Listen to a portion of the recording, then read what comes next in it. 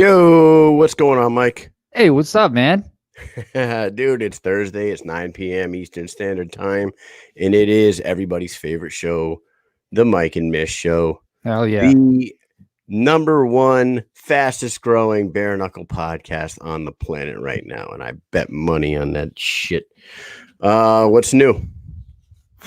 Hey, what's new? It's the same old shit every day over here. To work, the yard work, stuff around the house, the kids, all the regular stuff, except this show. This show is what's new, and we got some good guests on tonight. I'm looking forward to it.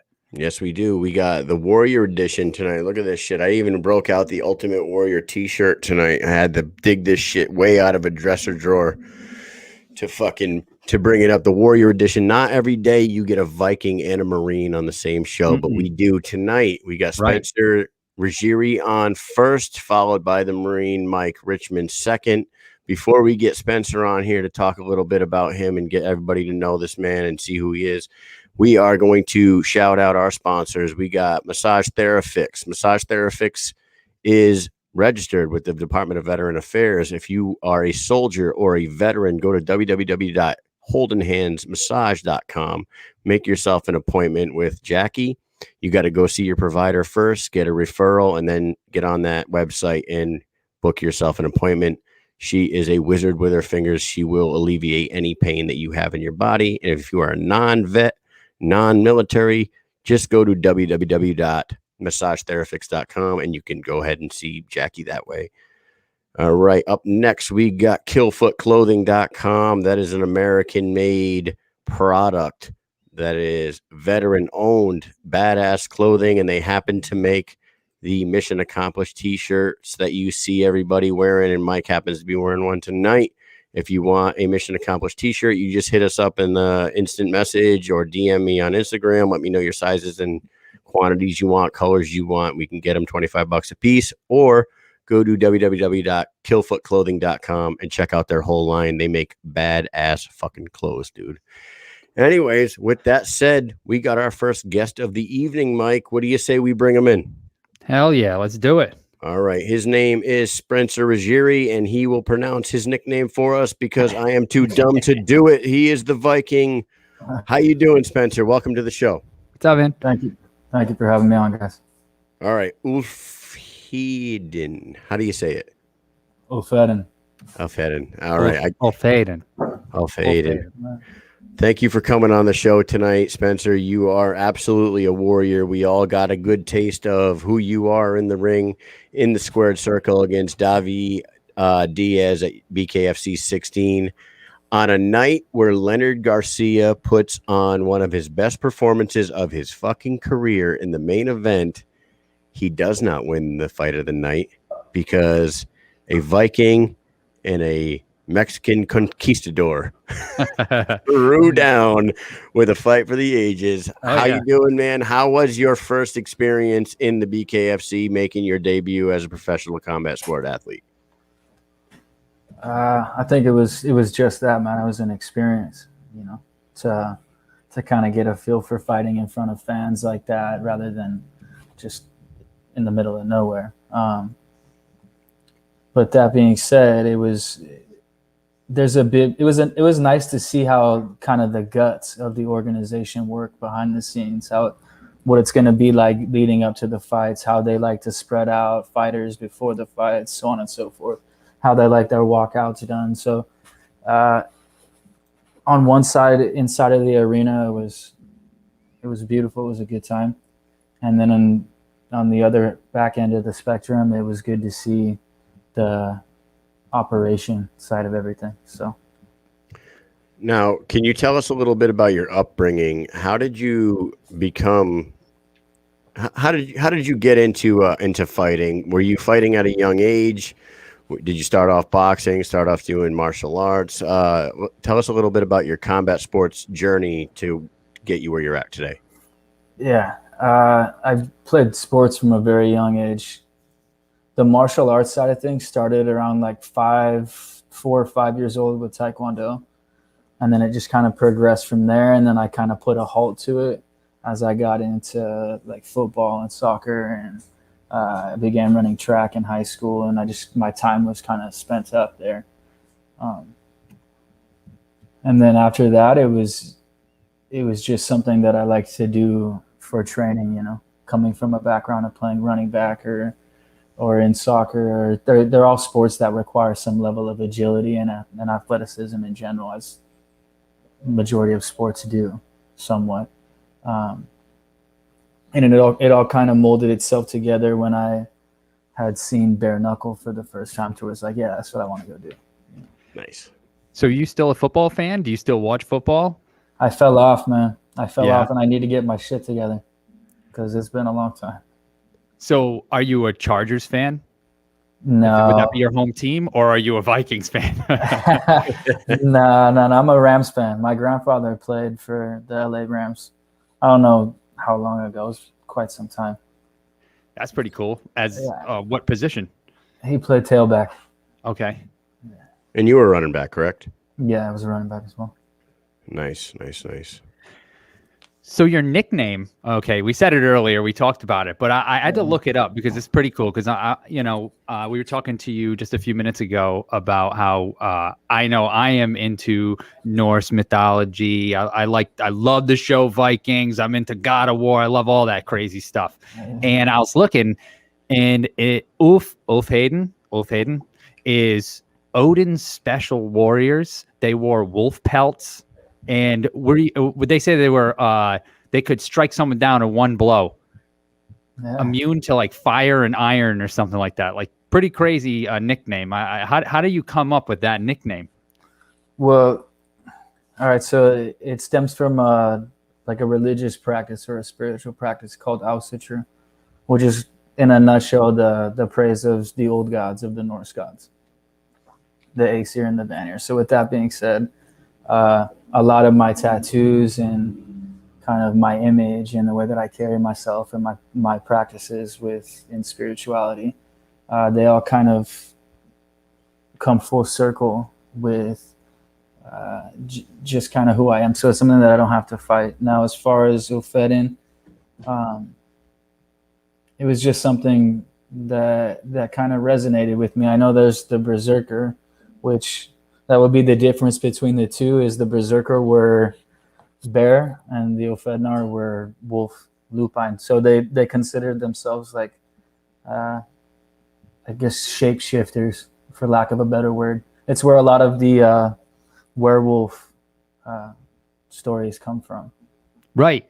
We read that earlier. Well, yeah, werewolf stories. The who were they? The Saxons. The Saxons thought that they were werewolves coming out of the woods and taking over villages. Now, Spencer, I want you to take a look at that comment, and I'm going to tell you that we have some of the smartest followers in the world, man. And while we're doing this, and while we're talking to our guests, they're doing research, and they're like Joe Ivy there just looked up your last name and the origin of your last name, and apparently it means H-Rod renown. Gur meaning spear. So you're just fucking born into a family of warriors is what it comes down to. That's what it seems like. What it seems like. And now you came in there and like we wanted to ask you about, like you said, you got your image and your look and all that stuff, but that's a way of life for you, right? Your religion is Norse something or other, right? Yeah. It's Norse paganism. Norse paganism. So you live that life. You live that Viking life for sure. Yeah, that's it. Paganism is a very blanket kind of term. Like there's a lot of branches on that tree, but most pagan practices, it's extremely individualized anyways. So it's awesome. Yeah. Now you made your debut at BKFC 16. You won Fight of the Night against David Diaz. So watching that fight, I had you guys 2-2 going into the fifth round. How did you feel about the loss of the point for the backhand? And do you believe you won that fight one way or the other, even without losing the point? Do you feel like you won that fight?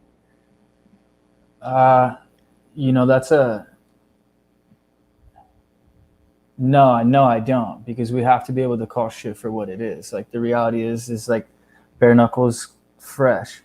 It's Right. fresh. So it's not going to, like, if we fight in Florida, the commission may call it a different way, you know? But at the end of the day, we're not fighting in Florida. We're fighting in fucking Mississippi. We're fighting in Biloxi. The commission is the commission, and the backhand rule was established, and I hit him with the backhand on multiple occasions. So there's no excuses. That's what I meant earlier when it was an experience, because I got to see how the guts work, you know, with kind of like how much coaches are allowed to kind of input their 2 cents from the side of the arena, where they're going to stand, what the lights feel like, what the walkout looks like, how they like things in the back, how to avoid anxiety. There's just so many things there that the fight was the fight, you know, but I'm not ashamed of my performance. I was not in the shape I should have been in. Because what happens if I don't get tired? You know? I don't think you should be. Go ahead. No. So I was going to say, so you feel like you looked like you were in great shape going into that fight, and you carried yourself well throughout the fight, and you did seem to tire a little bit later on. You're saying that your cardio was not up to, you weren't happy with your cardio in that, because you said you were out of shape. Yeah. Well, I mean, you can always do better, and there was a lot more that could have been done, you know. Like, I felt as if there were things that could have been capitalized on that were learned this time around, that will definitely be addressed moving forward. So I heard you say before that before the fight, when the fighters and the coaches are listening to the rules and such, that you heard Joey Beltran ask a question about backhands. What exactly did you hear, and how did that affect your performance? Because I heard the story, but I just want a little bit of clarification on that. Yeah. He didn't say too much. It was just it was a veteran move. We all kind of gathered there, and they're breaking down the way they like things to kind of operate prior and throughout the show. And it was a veteran move to raise your hand and go, hey, our backhand's legal, to where they establish it. And it's already established in the ref's mind and the commission's mind and those things. So it was just one more kind of piece of experience that I got to see how people think, how you navigate, how you become a champion. And it was good, because I come from like backyard bare knuckle boxing, to where it's like I had never seen those things before. So right now I'll kind of go back with my team and evaluate. Sean says hip toss allowed, backhand not allowed. Not so much. Did you hear the news today that came out of the UFC press conference? Do you know anything about this today? The bare knuckle MMA? Yes. The bare knuckle MMA, Jorge Masvidal. Yeah, what do you think about that? Jorge Masvidal is going to start a bare knuckle MMA organization. That sparked some interest to me, because me and Mike had this conversation recently about somebody's gonna start a bare knuckle MMA eventually, now that bare knuckle boxing is legalized. You know what I mean? And it's picking up. So BKFC is like super popular. It's the fastest growing organization out there right now. What do you think about because a guy like yourself that likes the spinning attacks, and you said you did Taekwondo, right? Like that might spark a little interest in you guys over at BKFC for sure. Yeah, I could. It would be, my head immediately goes to, I would like to see how the freedom within the hand, and the hand being naked, and what they do with it. Because I don't even know if they're going to go that far. I don't even know if they should really wrap the wrists, you know, with it being MMA. Right. It's kind of pointless. You know what? You talk about the way the hands are wrapped, and they say that in BKFC that the hands, the wrap needs to be 1 inch below the knuckle, right? How strict are they enforcing that? Because when I watch these fights, there's some guys that shit is right up on their knuckles, or maybe it slides. I don't know if it slides up, if it gets sweaty or whatever, but some guys got it way down here on the hand. Some guys got it way up. Are they are they sticklers on that shit in the back, or are they kind of just like eyeball it and fucking let you go? Yeah, well, I think you nailed it, dude. I think it probably slides up and down. Like, not everybody likes their hands taped to like almost like a pulsing point, so Right. your hands like throbbing. Like, people like their shit somewhat comfortable. So most likely, yeah, it does slide down a little bit or up or what have you. In Lakeland, they had a sleeve that went over the hand. Do you guys do that when you fought? No. We just wrapped and put the tape on.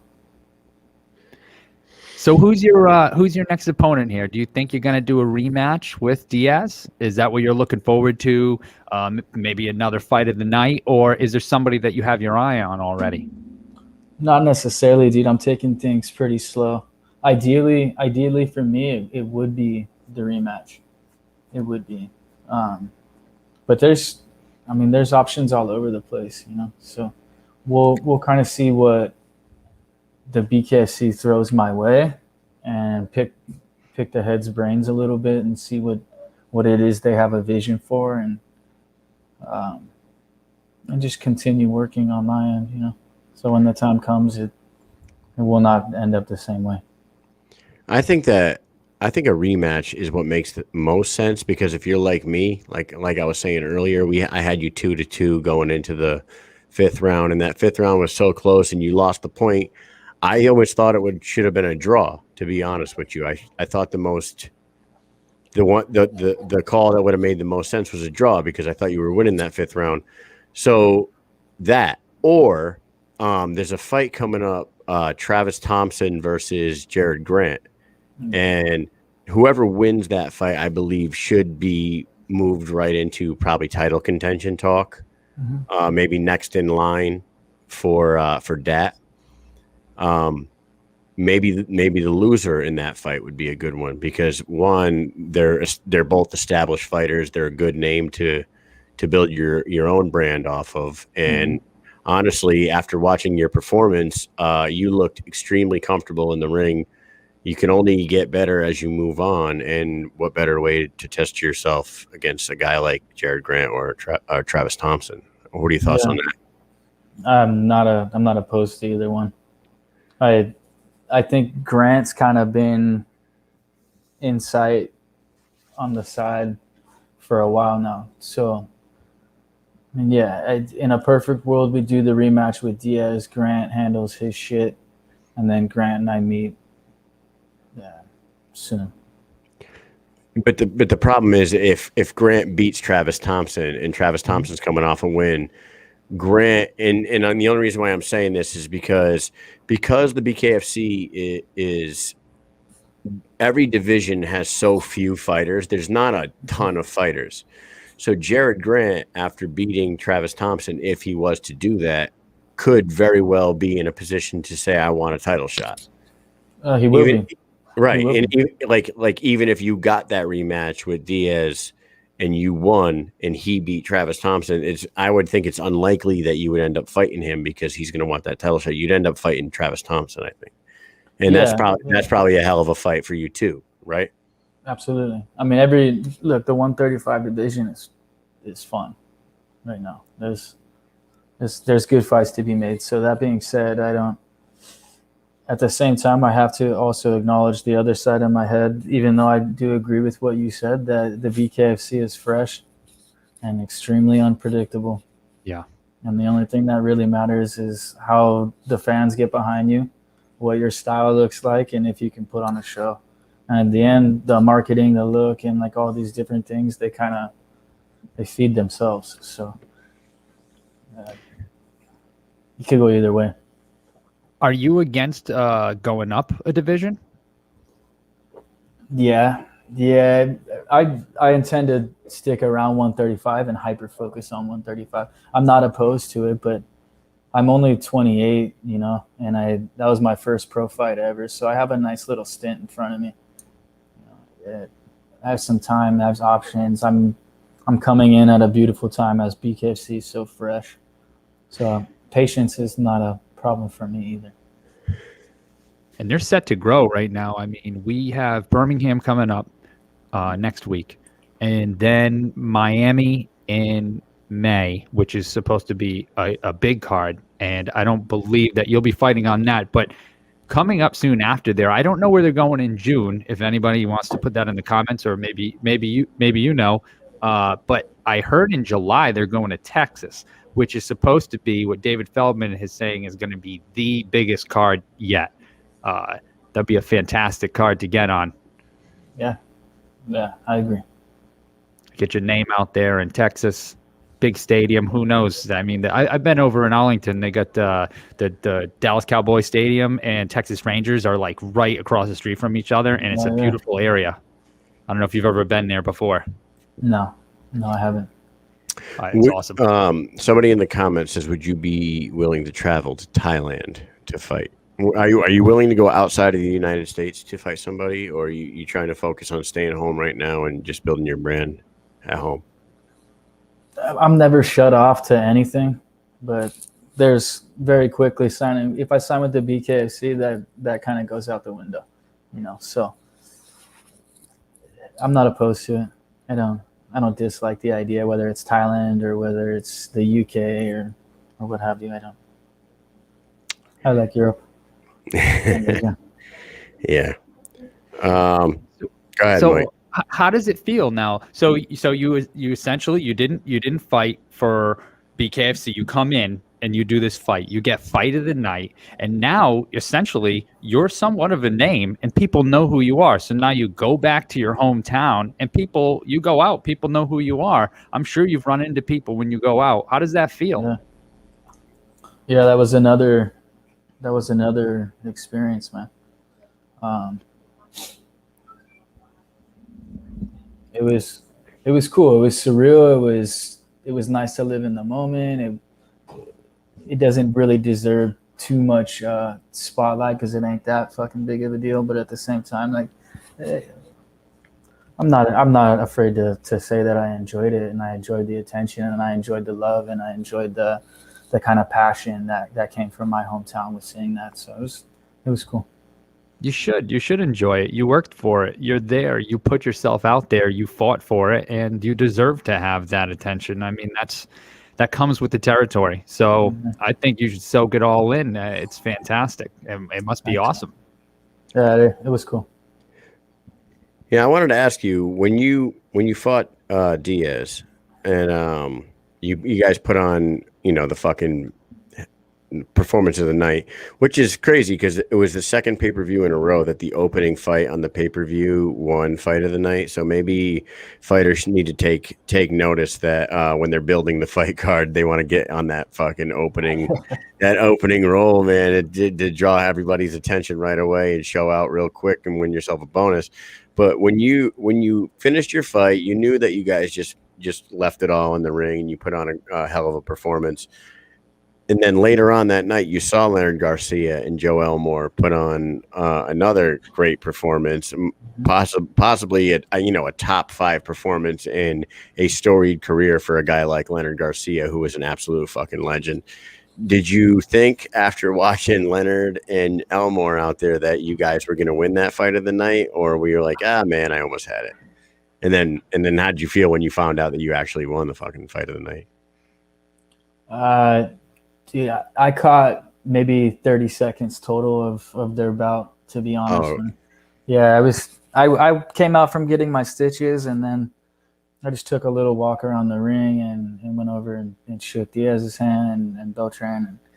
And then the rest was just some beer and pictures with different people in the arena. So I didn't catch too much, man. I had my friends fly over, and they got a little table, and so I was just kind of catching up with people I haven't seen in years.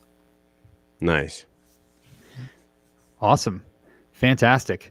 So what we like to do here on Mike and Mish is we like to have a little bit of fun.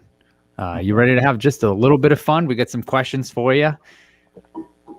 I know. I don't know if you've seen that. I'm looking at your reaction like, wait, what's going on here? Listen, I got to tell you right now, Spencer, you might be one of the most chill people I've ever met in my entire fucking life, dude. You just like, you obviously come across as someone who just really doesn't really give a fuck. Like you're just a chill dude. Go with the flow type. When you need to step in the ring and sling hands, you sling hands. But up until then, you chill out. You know what I mean? That's who you see. Yeah, I you seem have that way. Yes and no, man. There's another side too, that it's the Jekyll and Hyde thing. Yeah, you got to flip that switch when you need to. You know what I mean? Yeah. All right.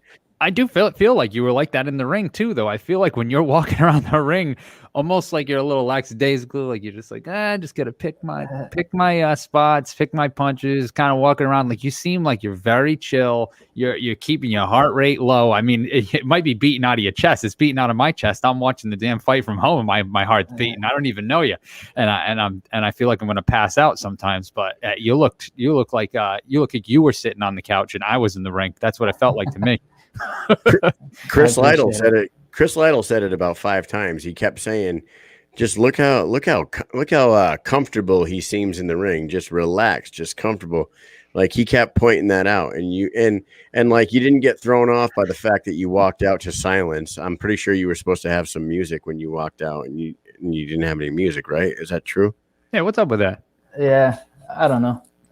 It's okay. You know what? It never goes the way that you envisioned it in the first place. So I walked out. My music didn't come on. The girl in the back was like, "Hey, walk slow, walk slow." So, yeah. Nah, man, you handled it like a true pro. That was fucking fantastic, man. All right, what song were you supposed to come out to? Is it something we would know, or is it just no? It's a pagan band. So okay, it's, again, tribute. Yeah. Next All time. right. So what we're gonna do what I usually do on my Wednesday show. It's Mission Accomplished on Wednesdays. Mike and Mish on Thursdays. We do a speed round. We're gonna do a little mini speed round with you, get to know you a little better, and then we're gonna let you go for the evening. All right, sir? Sounds good, man. All right, speed round with the one Spencer Ruggeri. Here we go. Numero uno. If your sheets were made of deli meats, what meat would you want them made of? Bed sheets. Turkey. Okay. I don't even know how to answer that question. Right. We tried to come up with the craziest fucking questions possible for the Vikings. So here we go. Number 2, Mike. Number 2, what cartoon world do you wish you could live in for a week? Or for the rest of your life? Mario. I think Mario would be cool. I like that. Just collecting coins with your head and stomping on turtles. You know, originally I wouldn't think of that because I would automatically think video game, but there is a cartoon. I mean, it's both. It's fantastic answer. I mean, who doesn't love Mario? Come on. All right. If you had your own talk show, who would be your first 3 guests?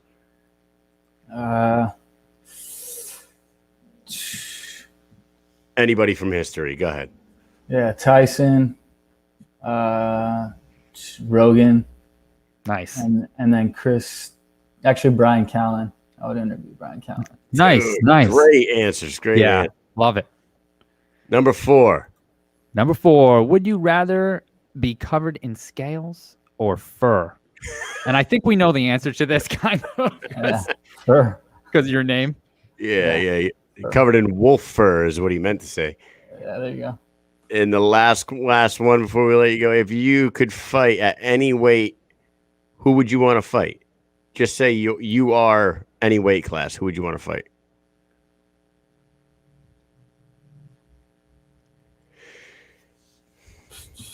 Joey Beltran for his smart mouth on the sideline.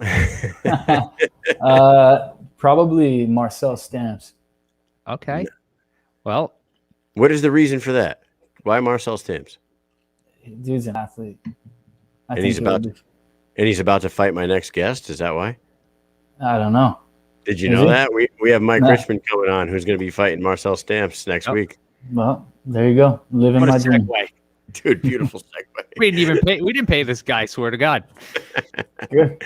All right, before we let you go, Spencer, you go ahead. You use this time to shout out anybody you want to shout out, sponsors you want to shout out, whoever. This is your minute. Yeah. No sponsors at the moment. We have some around the corner, so I'll shout out Knuckle Up Podcast, you guys for having me on, and that's it, man. All All right, man. Thank you. from what I'm the saying. It's the chillest guy ever. You chill and you surprised me when you were done. I was like, wait, what? Hold on, he's done. like I said, man, you are possibly the most chill fighter I've ever talked to in my life. You seem like nothing bothers you, and I appreciate you coming on. Me and Mike both do. Hope to see you back in the squared circle soon. You have yourself a great night. All right. Likewise, guys. Thank you for having me on. Thank you. Take it easy. My God, Mike. Holy smokes. I've never been that chill in my entire fucking life. That guy, his resting heart rate is 34. You think so? I was thinking somewhere closer to 33. I think you're off. Yeah, man. So that was cool. We had the Viking on on a special Warrior edition of this show. We had the Viking first. We are following that up with the Marine, Mike Richman, absolute badass. What do you say? Has there ever been two groups of warriors in history that have been more feared that come from the sea to hit the land than Vikings and Marines? I mean, I'm telling you, in the history of the world, there is no two groups that are more feared. All right, I say we bring this man on right now, and we welcome him to the show. His name is Mike, the Marine Richman. How are you doing, sir? How are you guys doing? Oh my God, dude! Look at that fucking mustache, looking dapper as always, sir. Hey, sorry if you can hear the music in the background. I'm actually currently at my place of business right now, trying to run a club. But obviously, I was taking the time to come in and chat with you guys. I'm happy to be on the show. So thanks for having me. Welcome, sir. Thanks for being here. Yeah, for everybody that's watching at home, this is the new BKFC fighter, Mike the Marine Richman, but he is not new to bare knuckle fighting. He has a fight in Valor. He has a fight in BKB. He has a very long career in MMA, 18-8 as a pro, 12 fights in Bellator. The guy's a fucking monster. Looking to make his mark on the fastest growing sport in the world right now. How excited are you about your fight next week, and how's training going, sir? I'm jacked up. The fuel is firing, is getting bigger. It's getting bigger. The rage inside of me is getting ready to, what makes the grass grow. Blood, baby. And I feel that energy as I get closer to the fight, and I get really excited. I get really fired up about it. Throughout my whole professional fighting career, I used to get nerves early on, like training camp, or the beginning of training camp. And then as I got more and more fights under my belt, it just kind of like got closer and closer to the belt. My nerves really don't kick in until like I'm on deck, right? I'm on deck. Hey, Mike, get ready. You're about to go up next. That's when my nerves kick in. But as far as like the energy and the excitement, I start to feel it about a week out when it's like, all right, it's showtime. And I got my last hard sparring session tomorrow. I did 3 days of sparring in a row this week, so I'm excited about that. To answer your question about training camp, it's going good. It's going really good. Training at Paulie Isla's gym out here in Fort Worth, Texas, and training with some young studs, some young boxing studs. I got one guy in Tony who is very aggressive, really likes to bring the fight. And then I'm training with a guy named Jake, who is very much more a skillful boxer, can move, can in and out, can play both aspects of the game. He can get in there and dig, and he can counterpunch. So and they're taller too, which is key for me. They're both above 6 feet tall. Obviously, I'm fighting Stamps, who's 6'3", so I got to get inside. I got to draw him in. I got to get in there and get nasty. So it's going well. I'm happy about it. Nice. So we know that you're fighting in a 175 tournament, but you're fighting a guy at catchweight at 180. How do you feel about that 180 being in a 175-pound tournament? How does that make you feel? It's frustrating. How does that even happen? To answer your question bluntly as possible, it's pretty frustrating. It's one of those things where, we've been working on the deal of potentially fighting for BKFC for a while. This opportunity came up is to be in this tournament per se, and they to fight on this date. They told me, because I wanted to fight I wanted to fight relatively. I had a fight that kind of fell through that led to me fighting for BKFC, and I wanted to fight shortly after that. So for this specific date, they said, hey, we want Stamps in this tournament, but he can't make 175, but we want him on this fight, obviously, because it's in Birmingham, Alabama, and they want to have that local support and that local crowd for him, which I get it is the prize fighting game. They want to sell tickets. But it was still frustrating. I'm like, really? This is going to be a tournament? We want to fight and we want to do a catchweight, but like, I'm going to put my tournament spot on the line for a guy that I don't even think he's ever made 180 pounds, let alone 175. It was frustrating to say the least. I personally don't feel he's going to make the weight, but I'm prepared to still fight him, assuming that I get compensated if he doesn't make the weight. So if he shows up 181 and 182, whatever, I'm sure you're still going to fight him, even if he misses weight by a pound or two. But what if he so if you lose to a guy that misses weight at 180 pounds in a 175 pound tournament, you don't move on in the tournament? How the fuck does that even work? I don't know, man. Your question is as good as mine. I don't really know. That's horse shit. I'm not thinking about those hypotheticals. Obviously, my mindset is going there and finish him and destroy him. And so that's kind of been my mentality. I've tried not to think about the hypothetical what ifs, how this could affect my career if I don't beat him. But it is frustrating, when they offered it to me, but I'm like, you know what? I want to fight. I'm hungry. I want to make that money. And I want to fight. And I want to kind of stamp my name into this organization. But short answer, I was a little irritated, a little frustrated, but I was like, all right, dude, fuck it. Let's do it. Let's fucking dance. Now, were you supposed to fight for a title overseas? Were you supposed to fight for a title in England? No, it wasn't going to be a title fight over in England. It was just a fight with one of their top guys over there. So okay. Before we move on, I want to point out to everybody that your nickname is the Marine. You were a Marine. You did 3 tours in Iraq, and we want to thank you for your service. We are both Army. You are Marine, so we're all servicemen right here. We appreciate your service. You want to talk a little bit about? I wanted to know how you feel about your experiences as a Marine and your three tours overseas. Do you think that puts you at an advantage mentally over your opponent in the cage or in the ring or on a fucking kumite mat like you were in Valor in a pair of tights? Yeah. Now, a guy like yourself who has been shot at and blown up and gone through the fucking ringer, do you feel like you mentally are at an advantage over these guys that haven't been through the shit that you've been through? I definitely, I definitely think it gives it gives me a mental edge. I still know there's a difference between, obviously it's combat, difference between the combat and obviously the combat sports of getting in the cage, the ring, the pit, the kumite ring, whatever you want to, whatever platform I'm fighting on. I know that it's a very, very small chance I could die in a combat sport, which it can happen, obviously. But having that mental mindset of being able to kind of push it and willing to, that fight or flight mentality really kicking in, like, dude, if I have to die here, I'll fucking die in here. If I have to do that, it definitely does help.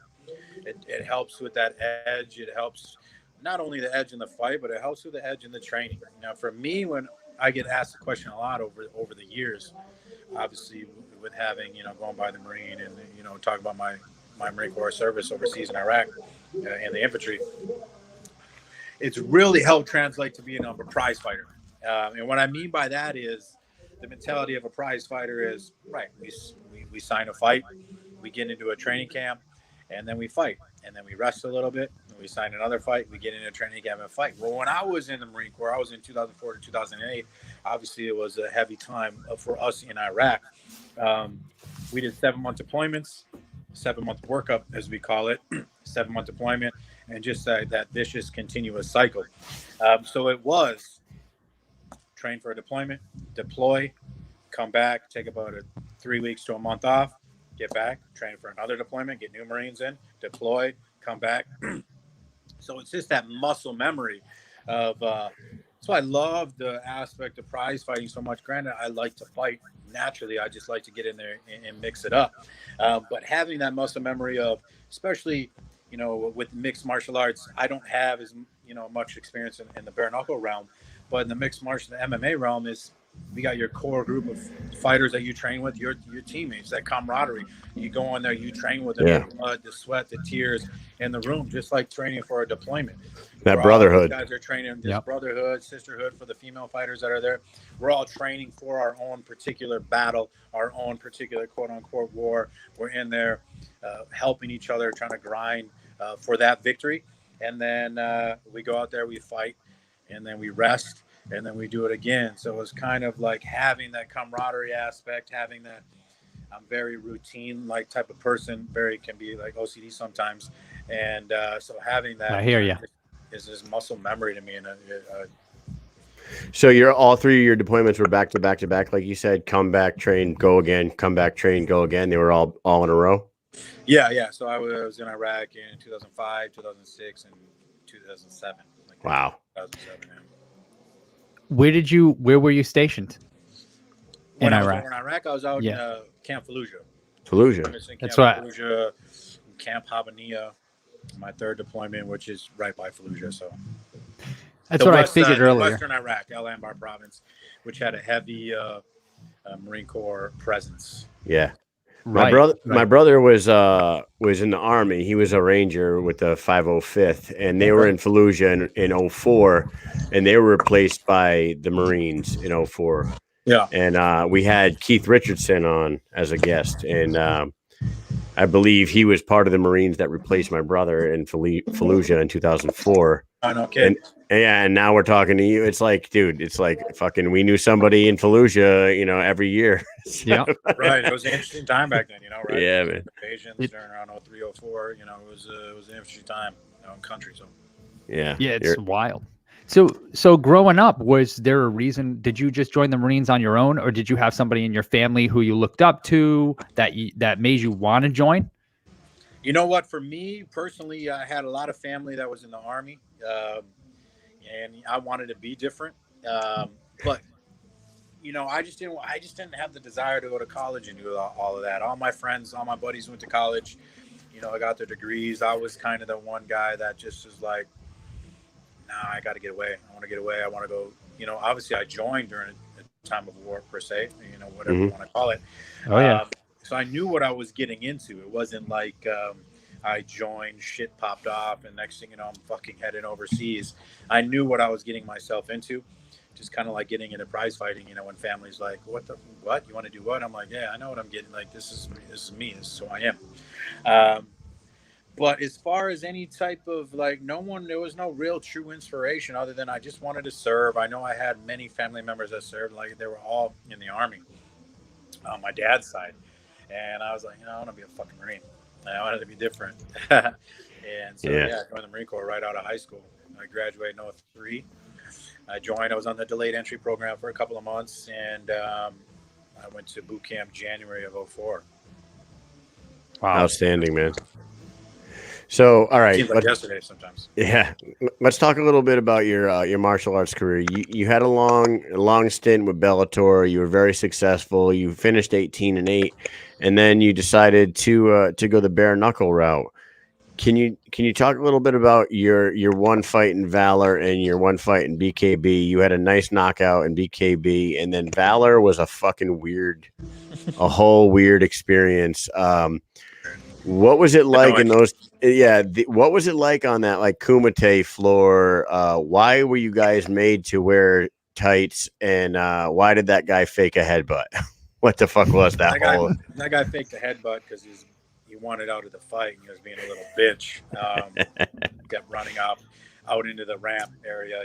He was just being a little bitch. He wanted out of the fight. As far as what it felt like to be in that pit, I think it was more of like you said, it looks great for the audience. The theme is kind of cool. Like you said, it has that Kumite vibe. I will tell you, it brought the energy was much different.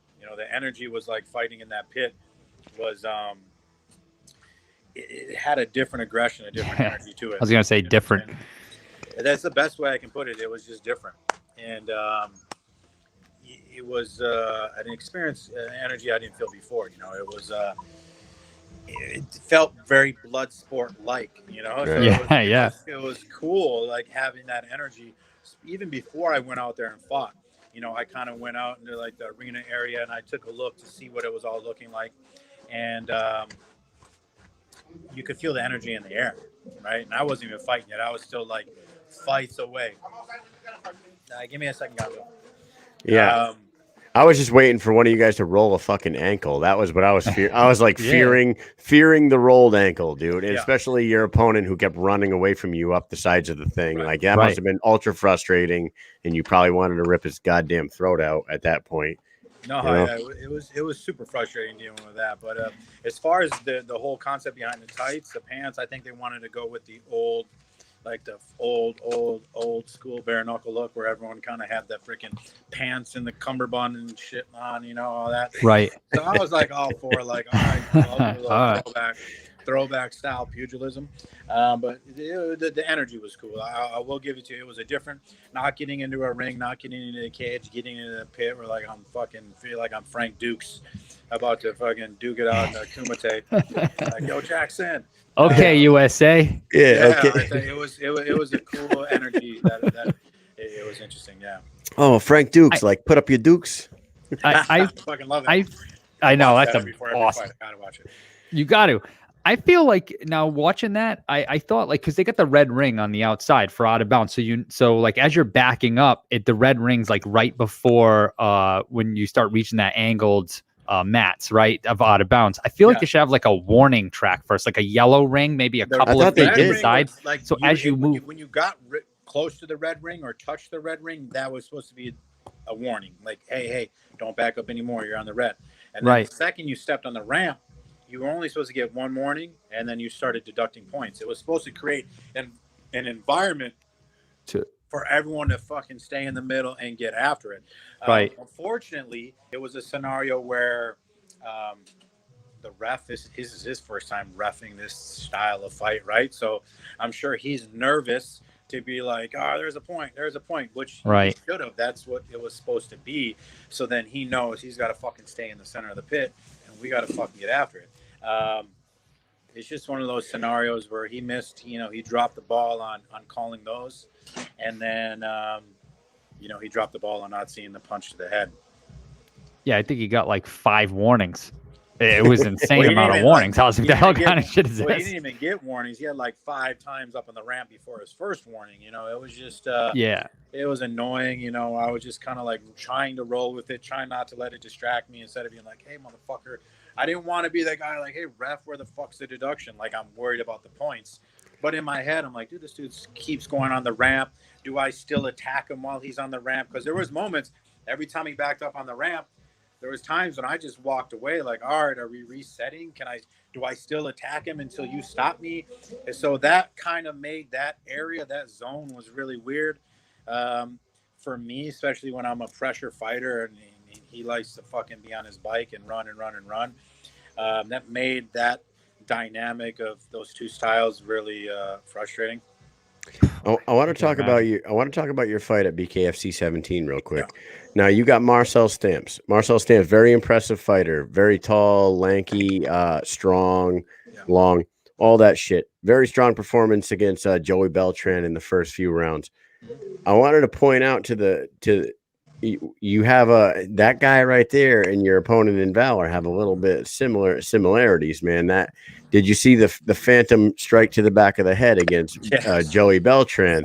Marcel Stamps was playing that same shit in him, so you gotta watch yourself with that guy. I know, I saw that. I'm like, oh no, not again. Like, don't be running this fucking scenario again, because I saw those same signs with that JC Yamis when he fought in Bellator. He kind of like quit it out of an eye poke that he didn't even really get poked, and he wanted out of that fight.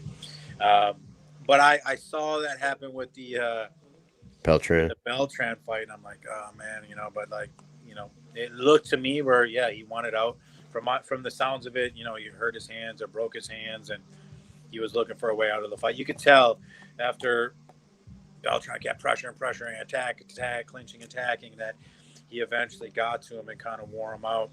You know, because Well- Marcel's built like an athlete. Explode, reset, explode, reset. You know, those big ass muscles eventually fucking fill up, you know, and with oxygen, and you know, and even with bare knuckle, you don't even have the weighted gloves or the boxing gloves or anything else.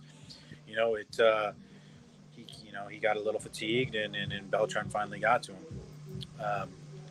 But yeah, hopefully he doesn't call a phantom Yeah. headbutt or a phantom. All you got to do is knock him out. You got to knock him out early, and then I he's got to fucking- knock him out. I'm going to fight him in Alabama, right? So I got to fucking Yeah, Yeah, that's so his you- hometown there. You said that earlier. So they're gonna let him come in 5 pounds heavier. They're gonna let him. They're gonna set it up so he's fighting in his hometown. So they basically set up an American hero for fucking failure here. Yeah, so they all you cater gotta they fucking cater the shit to him. Because all you gotta do is come out and prove them fucking wrong, and plant your flag in the BKFC and go get your title soon. And I've done this before. I do this. It reminds me of when I fought for Bellator, my very first fight with Bellator. I fought Chris Horodesky, and they asked me. I got a full training camp for it, but they're like, "Hey, we want you to fight Chris Horodesky in Windsor, Ontario, Canada." It was essentially like 45 minutes from where he lives, so I fought in his home country, pretty much in his hometown. You know, they booed the shit out of me, and I just had to go out there and fucking spark his ass, and you know, you could hear a pin drop after that. So I just got to do the same thing here in Alabama. I love it. In Birmingham. I mean, you did some. Marcus Gaines is about the same size as Stamps is, Yeah, and yeah, you I did just- very well with that. With the reach, you got inside, and when Yeah. I mean, And don't get me wrong, I think Stamps is more skillful than Gaines. yes, He's got I agree. a stiffer, quicker jab. He's got a good 1-2. He's got a good rear right hand. I'm sure Marcel's thinking I'm just going to press, attack. You know, I got to mix it up. I got to be able to draw out of all aspects of my game, like the Gaines fight, where I draw him in, I'm in and out. I'm a little bit more loose on my feet. When I fought JC, I'm bigger than him. I was just going to stalk him, see what he had. Once he punched me and he didn't have any fucking pop on his, I'm just going to fucking walk this guy down and fucking in peace and just go for the kill. With Stamps, I can't fight like that against Stamps or a taller opponent. I have to be more elusive. Head movements got to be a little bit more better. I got to in and out. I got to draw him in. So it's going to be a challenging test. I'm coming up in weight to fight him. Obviously, I like to fight around my walk around weight. I don't like cutting that much weight anymore than what I used to back in the day. And then he's got to, curious to see if he makes 180, man. We'll see. We'll see. Now, can you talk a little bit about bare knuckle management real quick? How did you get linked up with bare knuckle management? Did they reach out to you and pull you into BKFC or? Well, I got linked up with Paul through a buddy of mine, Zach Jusola,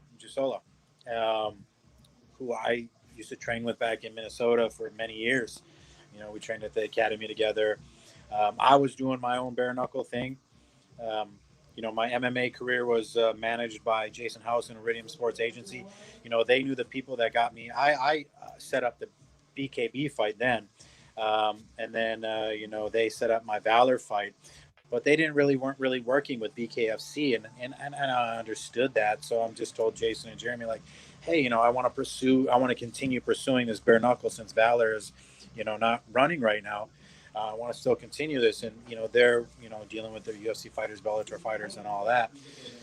So then I got in contact with Paul through Zach, and then we kind of just started building the relationship from there. And we've been working on trying to make a deal with BKFC for a while now. It just sucks, with COVID and all of that. Trying to come to terms on pay and fights and as far as a promotional agreement. But we got it worked out, at least for the first promotional agreement. And Paul's been great. Paul's been nothing but great. And I look forward to working with him with BKFC in my bare knuckle career. So Yeah. how long does it take to grow that mustache out like that, huh? Not too long. Normally I grow out, you'll see my pre-fight clip. They were out at Paulie's gym, and I still had my full head of hair and my full beard. Essentially what I do is I grow out the full beard, and then I shave, and then I shave the everything off, and then I just keep the stash and get some wax. I wish I could grow out a freaking epic mustache like what's his face that fights for BKFC. Tom Shove? Yeah, he's got a killer freaking stash. Shove. He's got that Bill the Butcher cutting. He's got that. Yeah. The gangs in New New York. stash, dude. Love it. Oh yeah. Dude, you know what? Fighting on the card too. Yes, he is. Yep. Shove's fighting that night. He next is. week. Yeah. I think he is on that card. Yeah. Yeah, they just dude. announced it a few days ago. I feel like it was like last minute. Like, Yeah. Dude, so Mike, you don't even have the best mustache on the fucking card. I know. How many times can BKFC disrespect you in one night? He's just been hammering me. Jesus. Like, come on, can I be the only mustache guy? I mean, will Jesus. say, I looked at the timelines of when he first started his mustache, and I rocked a mustache for my first bare knuckle fight. I think mine was before his. I'm not gonna lie. I think I rocked mine in 2018 when I fought for BKB overseas, and I don't think he rocked his just yet. But either way, Good fighter, dude. He does have an epic mustache, and I'm upset that his mustache outshines mine. Hashtag top stash right there in the comments.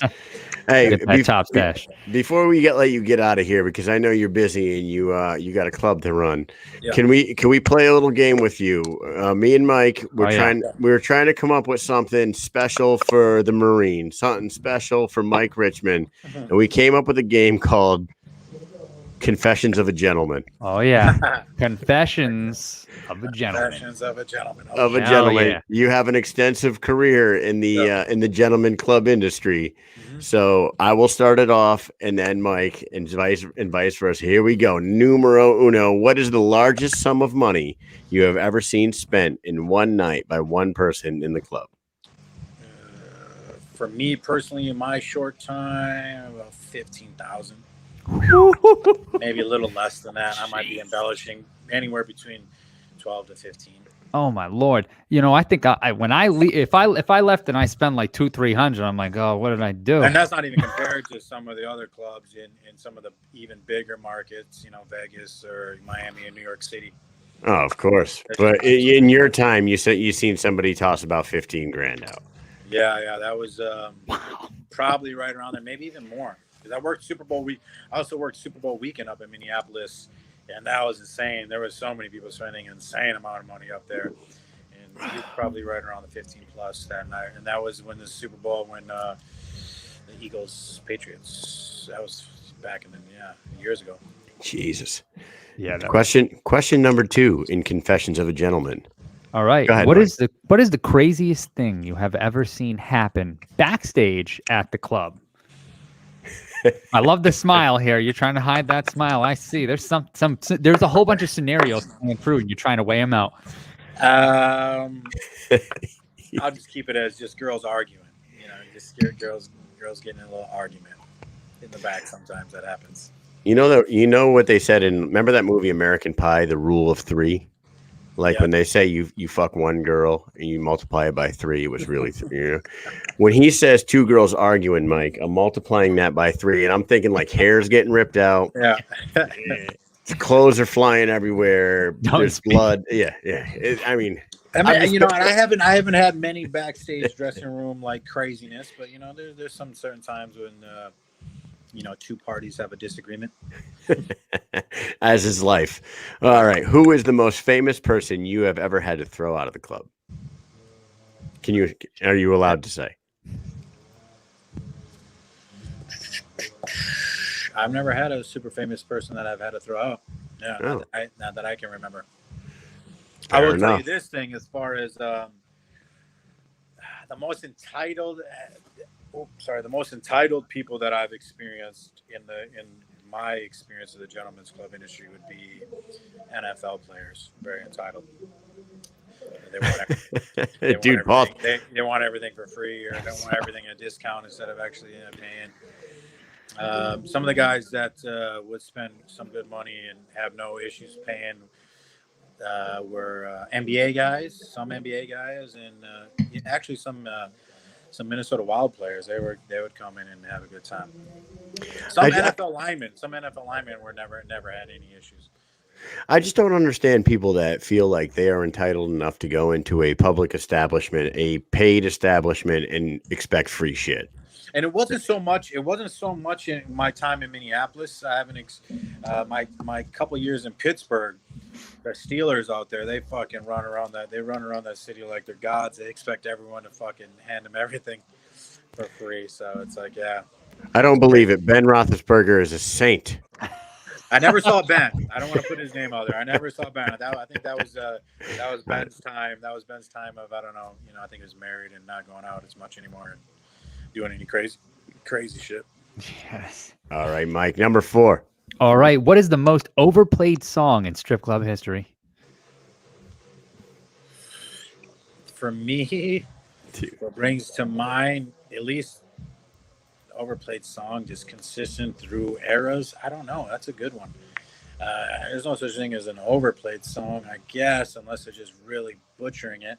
I had 2 specific DJs come to mind. I had one DJ in Pittsburgh that I swear he had the same playlist, and I would have to remind him to play something different. I always played a certain Baby Bash song at least a couple times, or Baby Bash songs a couple times a night. The Sugar song? I think it was Sugar, one of his other ones.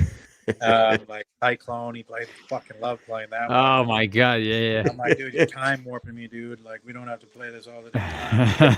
And then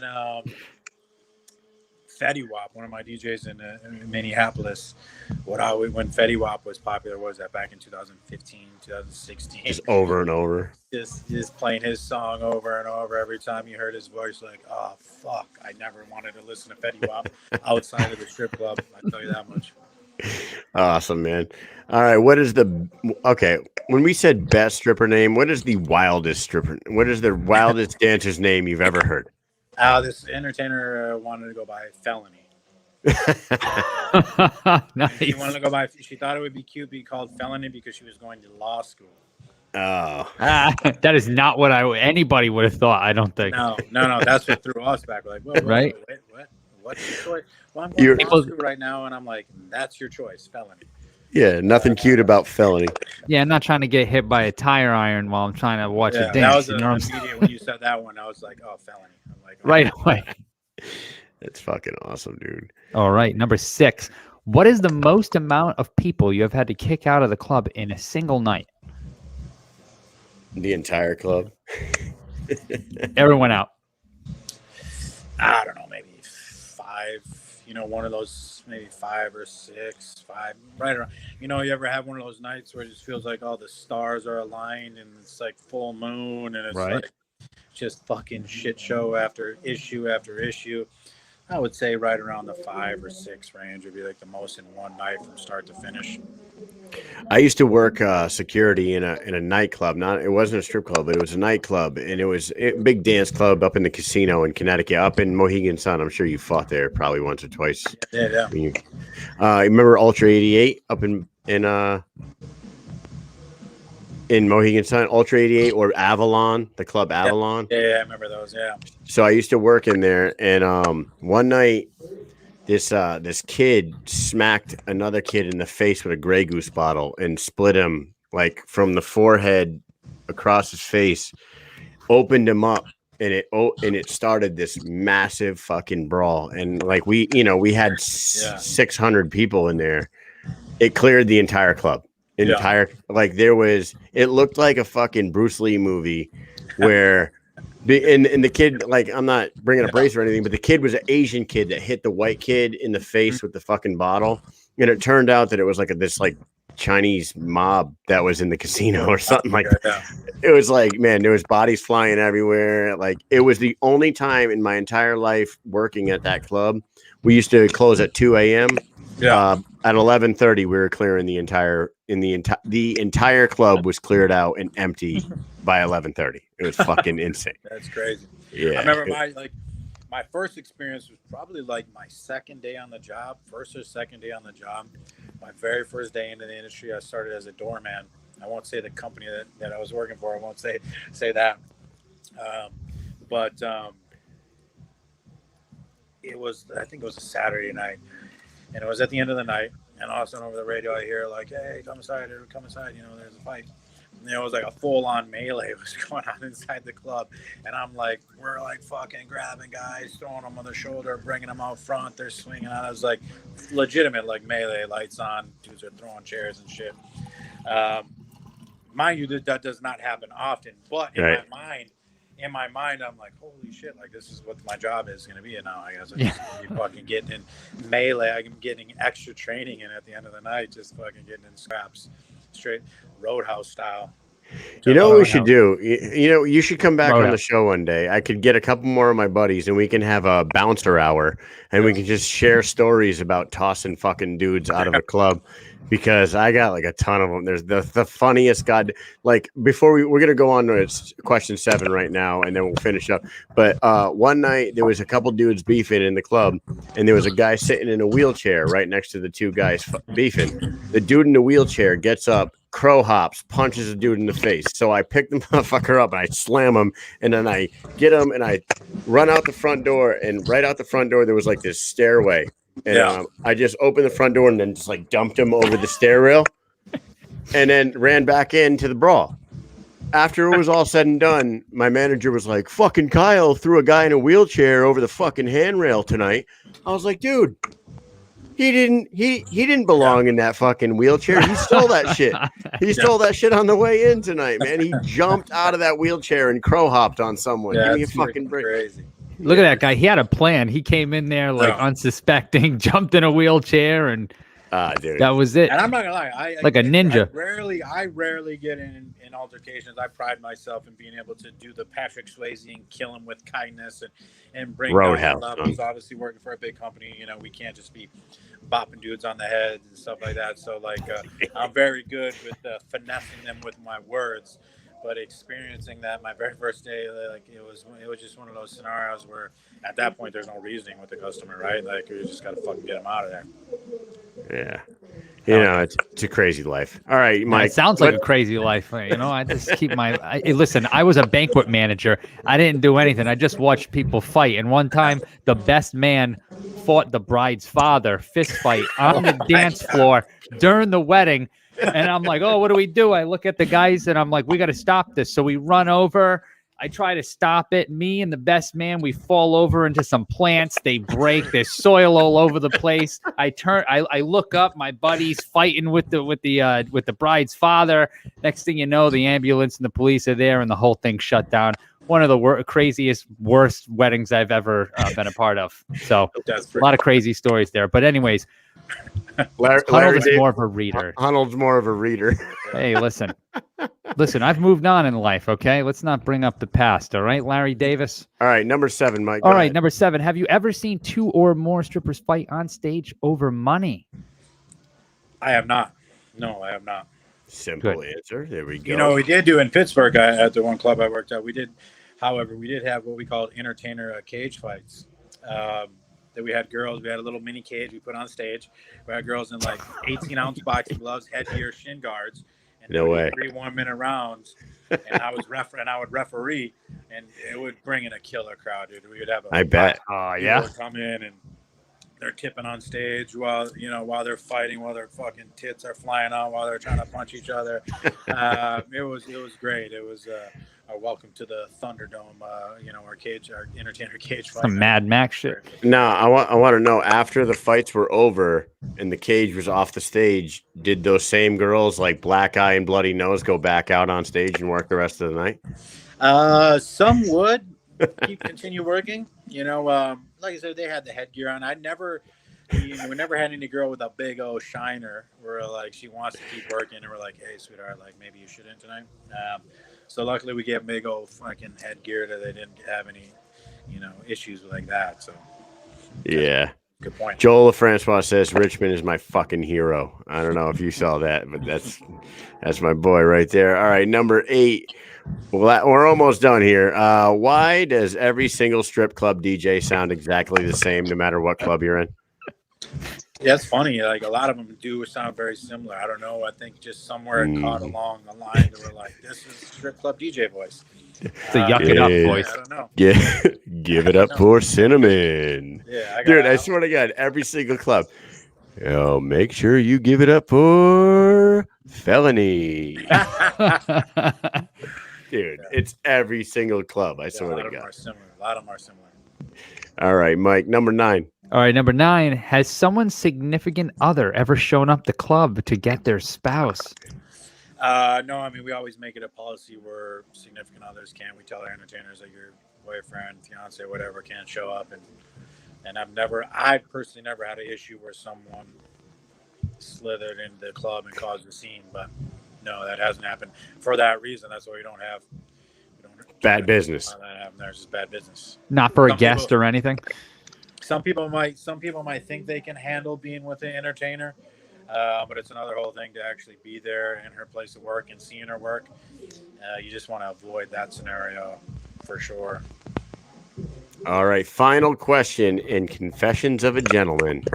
Have you ever eaten from the buffet? Absolutely. Legs and eggs, baby. Absolutely. Our food is the greatest here at Rick's Cabaret Fort Worth. We got extra $10 prime rib tomorrow for those that live in the DFW area. Come check it out. See, there you Sounds go. like a great meal. Shameless plug.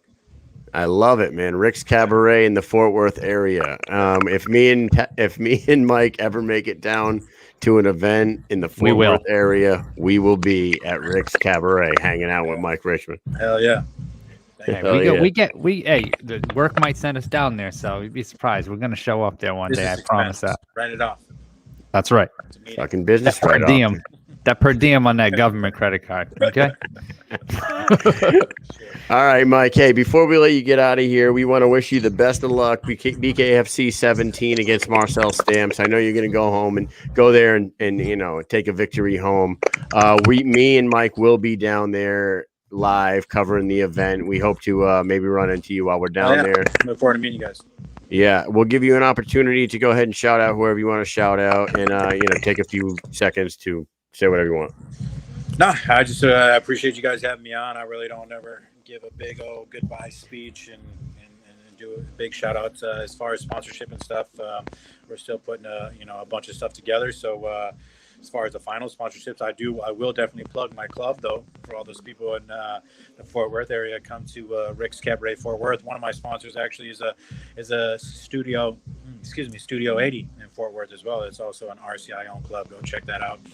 And like all my fans, family and friends that continue to watch me and support me. And I love you guys. If you guys all tuned into the show, hell yeah, man! Awesome. Yeah, you got a lot of fans here watching. Thanking you for your service. Loving the Confessions of a Gentleman. We like to do something fun with everybody, and we're like, man, dude, it's always the final. It's the darkest hour that we fucking come up with something. We're like, what do we do for Mike Richman, man? We can't come up with anything. We're trying to do marine trivia. We're like, what the fuck? Nothing fun. I'm like, dude, the guy runs a club, man. He's a gentleman. He runs a gentleman's club. That's right. Let's do this. All right, my man. We'll see you next week. We thank you so much for coming on, and you have yourself a great night. You too, man. Thank you. All right, take it easy. Take it easy. All right. Mike. Hello. Confessions of a Gentleman. Confessions of a Gentleman. I fucking love it, man. That was great. Joel says Confessions of a Gentleman was tremendous. Thanks, Joel. You know what the thing is? Strip club stories, bouncer stories, they are the funniest fucking things in the world. I'm telling you, I can tell you 100 fucking stories about bouncing in the club. It's just like the funnest goddamn shit ever. You see the craziest shit ever. And a guy like himself that has worked in multiple clubs and ran a few of them and now is a GM. So I've confirmed 3 brawls for sure Kyle has caused. I have not. But I will tell you he's breaking him up. He's the good guy. It's good guy Kyle. He wears his brim straight. He's good guy Kyle. Yeah, Paul Tyler. I'm going to tell you a little bit. I'm going to elaborate on that Grey Goose bottle to the face story real quick. So the way the club was in Ultra 88, you had to walk in and there was a big main dance floor and several bars around the dance floor. But then there was rooms off to the side. And the one off to the left was called the bedroom bar. And it was called that because when we first opened the club, there was a giant, like 10-foot wide, 12, 15-foot wide bed on the dance floor, which was the worst fucking idea. The Sounds worst, disgusting to me. the absolute worst fucking idea in the listen, history Kyle, of, strip, of a hold on. A fucking bed. bed in the middle of the goddamn club dance floor? Yes, In the dance yeah. floor? Listen to me, okay? Okay. Some people even like to get into a friggin' bed in a hotel, okay? Yeah, By yeah. yourself. You know, some 100,000 people been in that damn bed. This is in a club. Sweaty, nasty, crabby, friggin'. I don't know what else is in that bed, man. Some crazy shit in that bed, dude. I'm going to tell you right now. Sticky mess shoes and all that good stuff dripping on the floor and getting in the bed. Oh, God. So we were open Thursday, Fridays, and Saturdays, and sometimes Sundays, depending on the. I gotta have a sip for this. This is driving me nuts. Dude. So we had to remove the bed out of the bedroom bar because you can imagine the nasty fucking shit we were stopping on a nightly basis. People fucking doing the dirtiest shit in there. And like you basically have to stop them before they start having sex on the bed right in the club because people are fucking stupid. In front of everyone. Nobody gives a shit.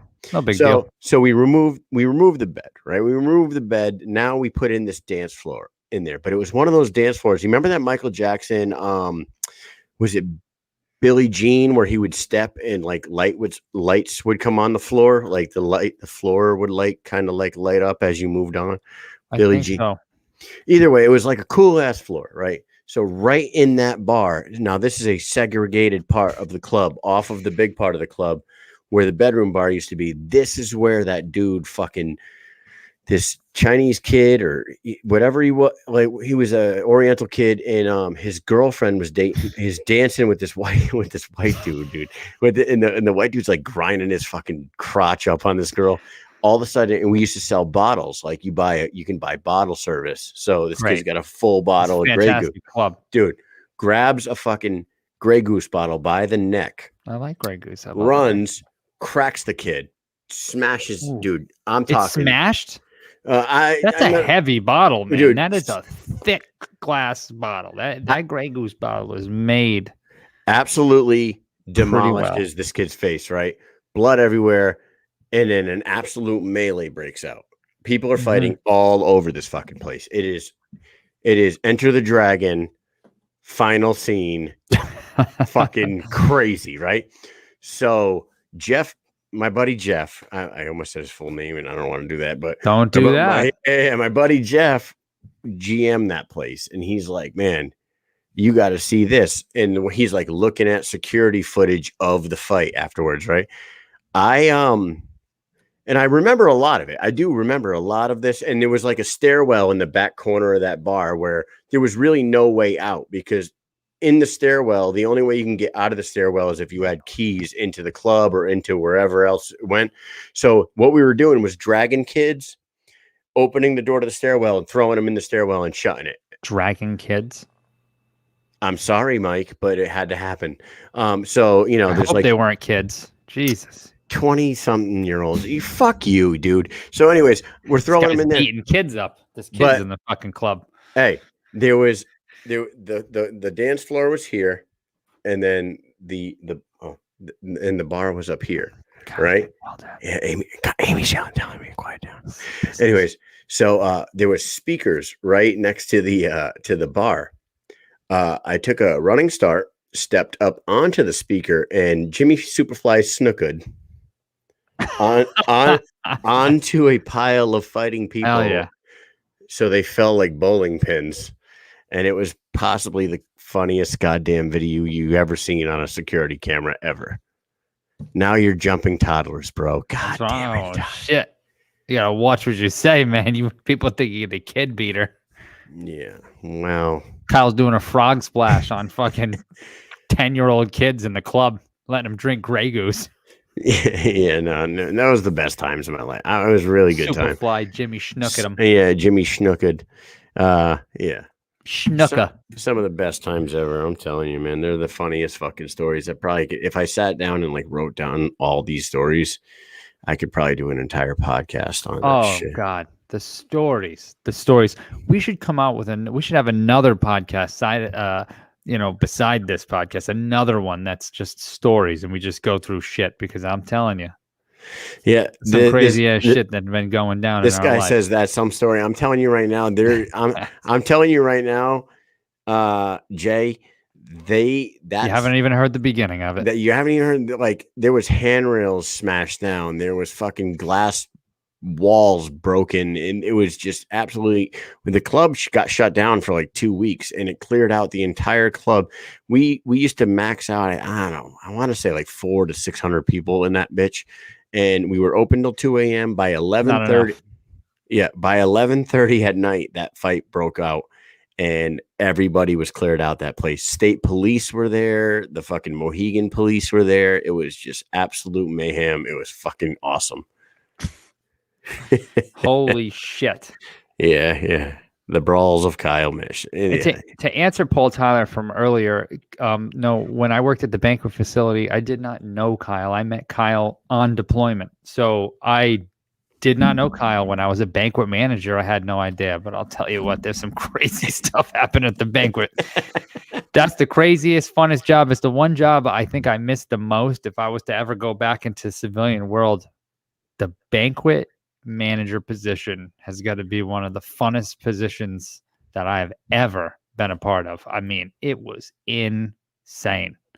So I could just imagine what you were doing at that friggin' club in the casino. In the casino. And yeah, it was just the best. It was fucking awesome. Wild. Yeah, I mean, Jeff got punched in the face by a New England By a vagrant? No, by a New England Patriot lineman. Ooh. Dead, like a 300-pound guy? Yeah, like dead in the forehead, right between his eyes. Ouch. Because and everybody knows this, these degenerate assholes that go into these clubs see famous people and they want to test them. I don't understand it. We've seen it a million times in the club, because we used to get celebrities in there all the time in Mohegan Sun. And the New England Patriots had about 6 or 8 dudes in there one night, and they rented out like one corner of the club, VIP area, and typical drunk fucking tough guys see a bunch of Patriots and they want to test them, and then all of a sudden something's about to go down. People are just talking a bunch of shit. People are fucking getting close to each other. Nothing's really happening, but security's coming over and everyone's getting in between each other. And then all of a sudden somebody throws something. One of the Patriots starts moving forward. Jeff jumps in front of him right in time to catch a fucking catch a shot right in the foot. You get knocked out. He had that video on his cell phone. He kept the he's bragging about it. Yeah, dude. You want to see the time that I got knocked out by a Patriot? Look at this. He'd be like, dude, check this out. You gotta see this shit. Gotta check it out, man. Boom. It was like the McLovin video.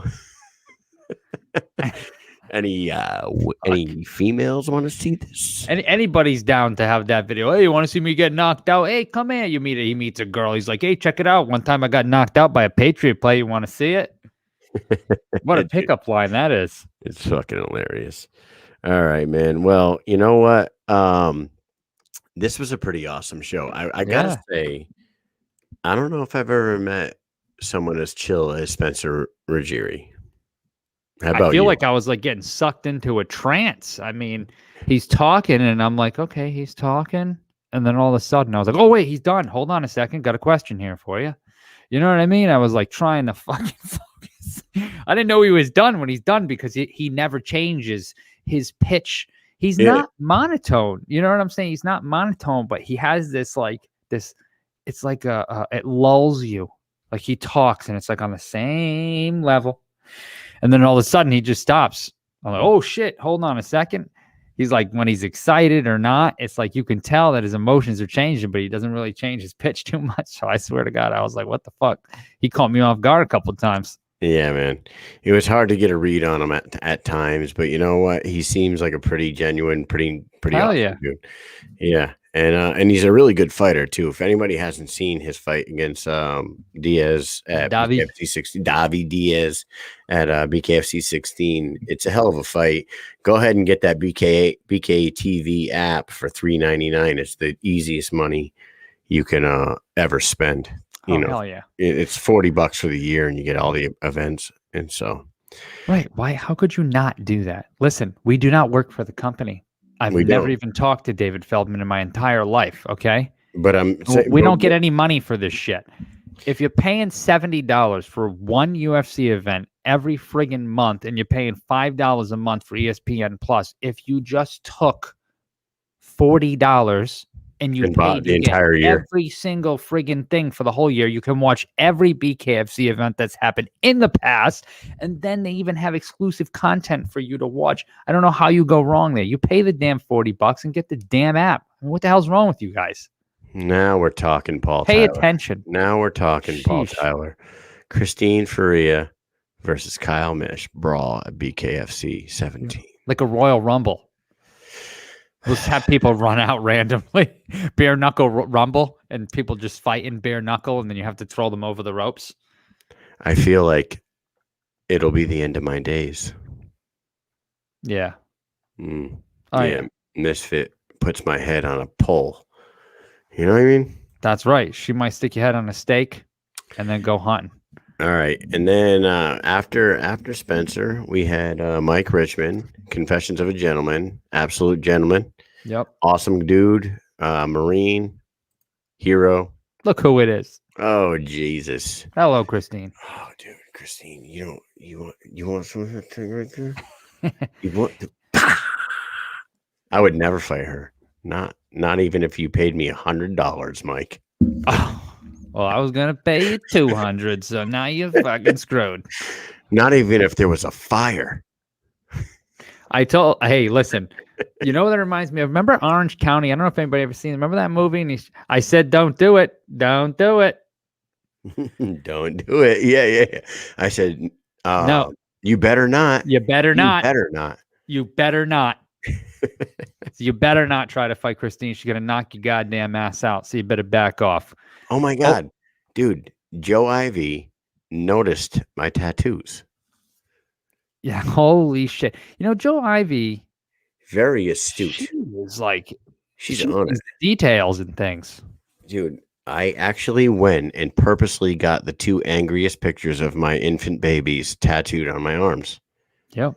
And I can't believe she picked up on that. Unless I've talked about it on a past show. Maybe I have. I'm just fucking retarded.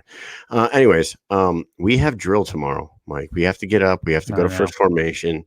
And if I don't get off this show anytime soon, my wife is gonna kill me in my sleep tonight. Hey, whatever. You know, it's something.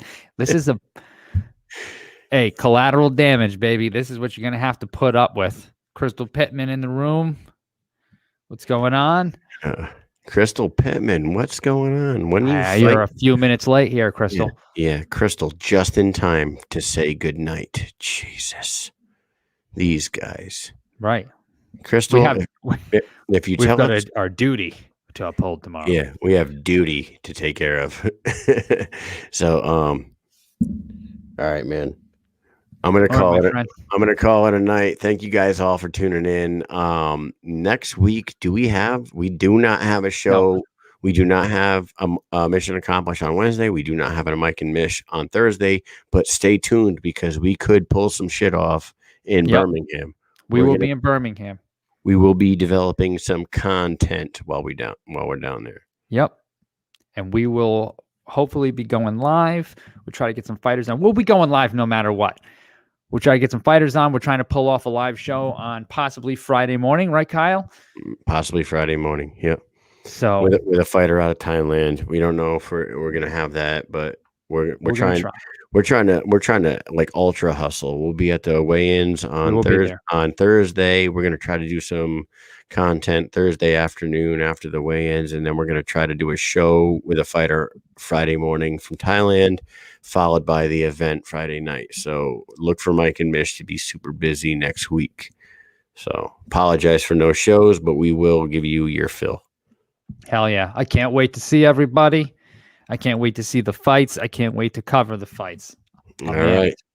With that said, thank you guys for tuning in tonight. It's been fun as always. Peace out. Later.